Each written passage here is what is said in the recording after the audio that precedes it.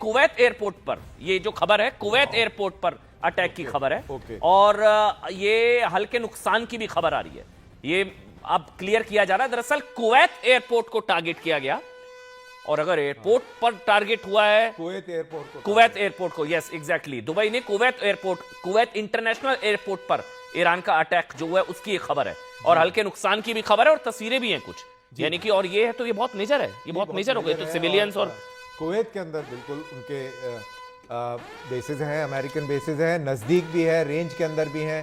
और जैसा मैं हमेशा सवेरे दोपहर से ये बोल रहा हूँ जब से ये हमले शुरू हुए हैं कि जो उसके पास में कामाकाजी ड्रोन्स हैं ईरान के पास, वो बहुत सक्षम है।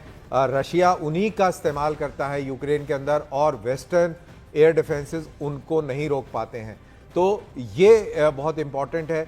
और इसी वजह से ये पूरे मिडिल ईस्ट के अंदर एक दहशत का माहौल है कि ईरान कुछ ना कुछ नुकसान जरूर पहुंचा सकता है। और वो हम देख रहे हैं कि कुवैत इंटरनेशनल एयरपोर्ट को भी निशाना बनाया गया। आपने जैसे दिखाया कि फेयरवे होटल दुबई के अंदर, उसको निशाना बनाया गया। तो ये जो इलाके हैं इनको निशाना बनाया जा रहा है। इजराइल के ऊपर हमला हुआ है, रियाद के ऊपर हमला हुआ है, जॉर्डन के ऊपर हमला हुआ है। तो ये सारी चीज़ें जो हैं ये पूरे मिडिल ईस्ट को एक बहुत बड़े बहरान की ओर धकेलती नज़र आ रही हैं। लेकिन एट द सेम टाइम इस चीज़ को मैं फिर अंडरलाइन करूंगा कि अभी लीडरशिप क्लैरिटी नहीं है ईरान के अंदर। और ये किस वजह से ये इस तरीके के सुसाइडल मिशंस ईरान कर रहा है ये समझ में नहीं आ रहा। इसका क्या स्ट्रेटेजिक बेनिफिट ईरान को मिलने वाला है, अब ईरान की रिजीम को मिलने वाला है, ये भी कोई क्लियर नहीं हो रहा। समझ नहीं आ रहा कि ये ऐसा क्यों कर रहा है। तो इसीलिए जो ये पूरी घटनाएं हो रही हैं ये बहुत ही दिलचस्प होती जा रही हैं। और अमेरिकन और इजराइल अभी कोई इस तरीके की प्रतिक्रिया नहीं दे रहे हैं। एक खबर ये जरूर आ रही है कि, लेकिन ये ना कि दुबई और अबू धाबी सेफ नहीं है तो दुनिया में कौन सा देश और एक खबर और भी आ रही है कि ब्रिटिश प्राइम मिनिस्टर ने शायद ये कहीं कहा है कि उनके जेट्स जो है वो डिफेंसिव पोस्चर में अपने एलाइज और एसेट्स एसेट्स की सुरक्षा में लगे हुए। Robinder Sachdev, Dubai, Abu Dhabi, Kuwait, Bahrain, UAE, Jordan, Israel, लेकिन मेरे को तो हैरानगी सबसे ज्यादा दुबई और अबू धाबी की है। मतलब वो अगर सेफ नहीं, वहां पर अटैक्स की खबर है, तो कुवैत एयरपोर्ट, तो इससे ज्यादा डेंजरस ये तो चीजें और एस्केलेट होंगी, टेंशन और बढ़ेगी अब, क्योंकि ये इजराइल यूएस वर्सेस अब ईरान से ज्यादा ये तो मिडल ईस्ट और जो सुन्नी देश हैं वो शिया, यानी कि वो ईरान के खिलाफ है।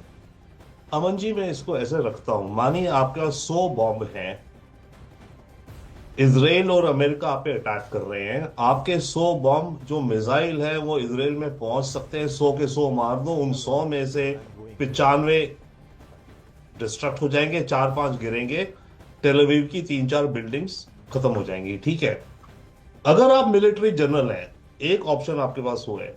दूसरी ऑप्शन आपके पास है कि आपका 100 बॉम्ब है, दुबई, कतर, कुवैत, साउथ।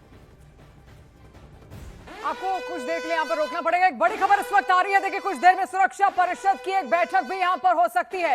लगातार जिस तरीके के हालात बने हुए, सुरक्षा एक बहुत बड़ा मुद्दा बन चुका है और यूएनएससी की बैठक यहाँ पर होगी कुछ ही देर में। यूएनएससी सुरक्षा परिषद की बैठक यहाँ पर हो सकती है। यूनाइटेड नेशंस के तमाम देश आपस में बातचीत कर सकते हैं। और जिस तरीके से अब युद्ध मुहाने पर पहुंच चुका है, कैसे मोड़ पर आ चुका है जहां पर और देश भी इसके बाद इन्वॉल्व हो सकते हैं, उसको लेकर अब कई सारे कयास यहाँ पर देखे लगाए जा रहे हैं। और लगातार हम ये सुबह से पूरी अपडेट आप तक यहाँ पहुंचा रहे हैं किस तरीके से इजराइल और अमेरिका पहले ईरान पर हमला करते हैं। और उस तरीके के जवाब की उम्मीद देखिए ईरान से पहले की नहीं जाती, लेकिन जब ईरान अपना जवाब यहां पर देता है उसके बाद हर कोई यहां पर सन्ने है। और अब तमाम जो देश है, जो गल्फ कंट्रीज है, जो वेस्टर्न कंट्रीज है, जो नेटो देश है, वो इसी बात की आशंका यहां पर लगा रहे हैं कि आगे क्या होगा, क्या और देश इसमें आगे यहां पर आ सकते हैं। और अगर वो आगे आते हैं तो देखिए बहुत बड़ा नुकसान यहां पर हो सकता है। और ईरान जिस तरीके का गुस्से में इस वक्त है, जो नाराजगी उसकी है, वो लगातार और देशों को भी अपनी चपेट में ले सकती है। और देखिए ईरान यहां पर छोड़ेगा तो बिल्कुल नहीं। आपने